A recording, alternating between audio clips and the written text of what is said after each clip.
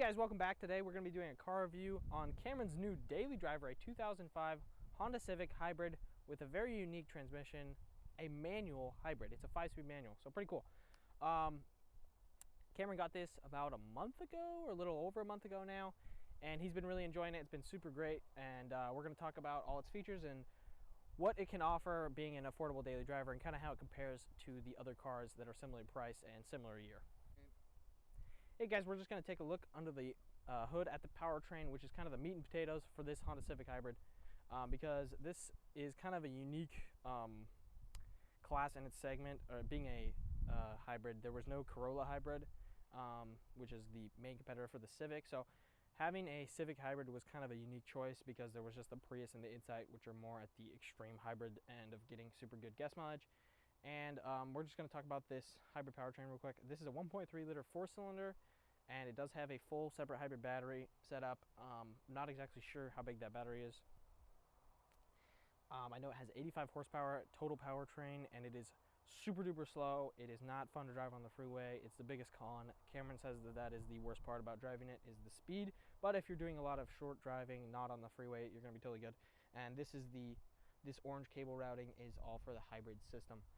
So, as far as gas mileage, it claims 48 to 51, so I guess 49, 50 combined is what it's supposed to do.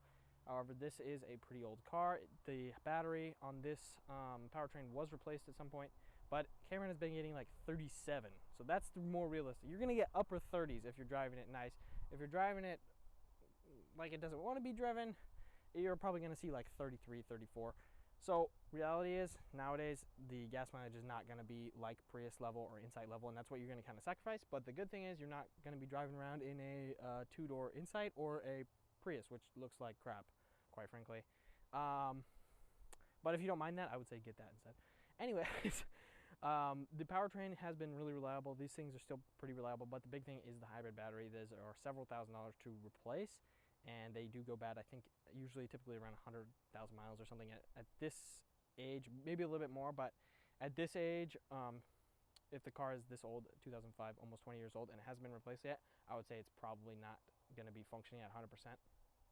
And that may be why he's not getting the advertised gas mileage, but I'm pretty sure these things never got that high of gas mileage, especially with the manual. These things also could come with a CVT, that's the automatic transmission.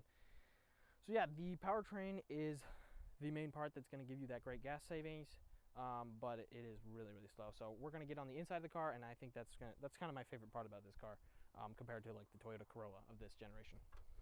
Okay guys, so we're going to hop in the inside of this 05 Civic real quick, and this is kind of where the interior is the best part of this car compared to the 05 Toyota Corolla, which is its main competitor, and that is because it has way better front legroom. This thing does fit me. I'm about 6'2", 6'3", and with long legs, and it does actually fit me in the front seat, whereas I've ridden in, Cameron used to have an 05 Corolla, and that thing was a bit shorter in the legroom department, and both passenger and driver seat are about the same. So if you're a taller driver, I would say definitely go with this generation Civic. You don't have to get a hybrid per se, but definitely better legroom. And then Cameron, where's the key? I just wanted to kind of turn on accessory and show the you have to push the clutch in for this one. Where's the clutch? Turn it all the way on. You just bring it to the last position. There we go. So, give me the camera here. Sorry about that. And you guys can see that this thing kind of has a... Good one, Cameron. This thing has kind of a cool gauge cluster for 2005. It's all like lit up, and you guys can see 120 mile an hour speedo. And then this is the battery and gas gauge, and you can see the gas gauge right there, and then on the right is the hybrid battery gauge, and it kind of that charge and assist meter, and then there's a tachometer here, and those lights are just on because it's not actually on. If you click on the odometer, you can see the mileage. And then if I click on apparently the odometer right there, 37.8 mpg on this trip, 244 miles, so pretty good, almost 38, 37 on that one. Yeah, and it has 147,000 miles almost. But this interior is way better than the 05 Corolla. Nothing is broken. The 05 Corolla has this pocket in kind of this area of the center console, and it's always broken, the door off of it. This one, nothing's broken. I like the AC way better. The AC works great in this thing, by the way.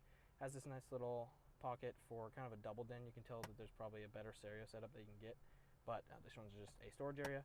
The radio works great. The radio actually sounds decent. That's just a Bluetooth thing that Cameron bought. It works great if you wanted to upgrade to Bluetooth. I also like the steering wheel better. Everything about this interior is a little bit more modern and newer. It kind of makes sense because that Corolla generation kind of was developed in like 2001, 2002 or whatever, like early 2000s, where this one was just coming out for the Civic. You guys can see the 5-speed shifter right there. This one does. This transmission specifically, I think, is probably just due to poor driving previously. Doesn't really love to go into reverse. Kind of grinds a little bit. But you guys can see the door cards. It's just all simple gray plastic and everything, but it's nice. It's really well actually put together. This is like a suede covered kind of fake suede. I don't know how to open this thing. It's really hard to open, I think. There we go. Little center console. It's very small, but oh yeah, it's broken. But that's the only thing that's really broken in here. And then we'll hop in the back seat real quick.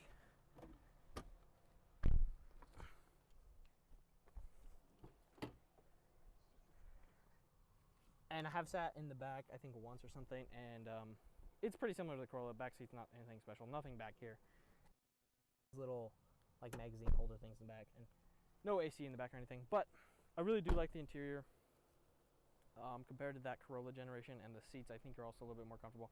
I would say just better in basically every single way for the interior, and as far as how well built it is. I'll take the key out. So we're probably going to take it out for a drive next. Okay guys, we are in the Civic here. We're going to take it for a little drive. Go ahead. So we're going to show how slow this thing is.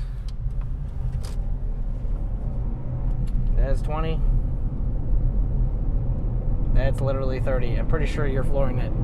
Not fully flooring it. Almost. Pretty close. So yeah, it does like 8-second 30.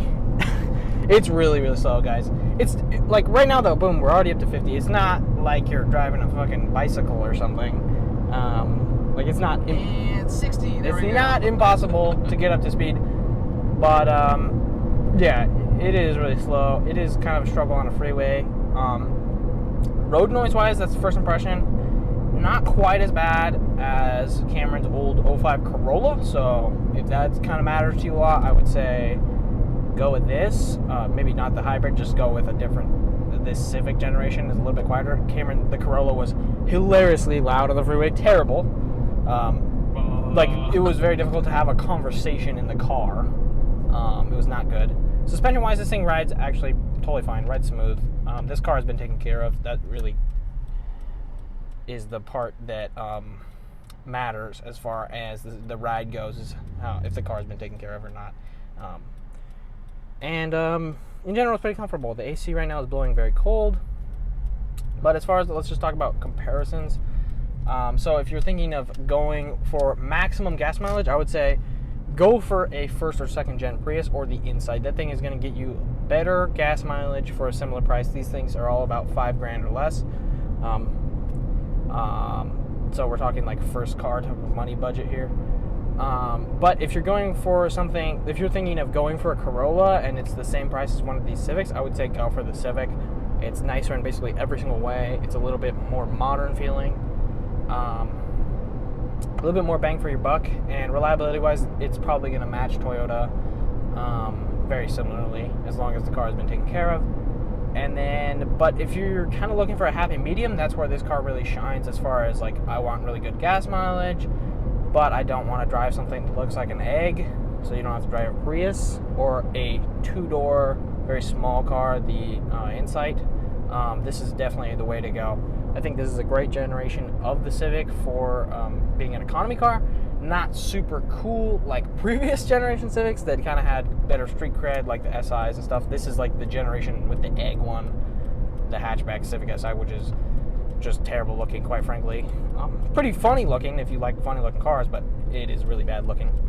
But this car does drive well. This is, I would say, is the best daily driver that Cameron has gotten. It's been more reliable than his IS, been overall better than the Corolla, way better gas mileage than his old S10, obviously, and I would say probably still even a little bit better overall package than the 09 Corolla. That was probably the other best one, but this one gets better with gas mileage.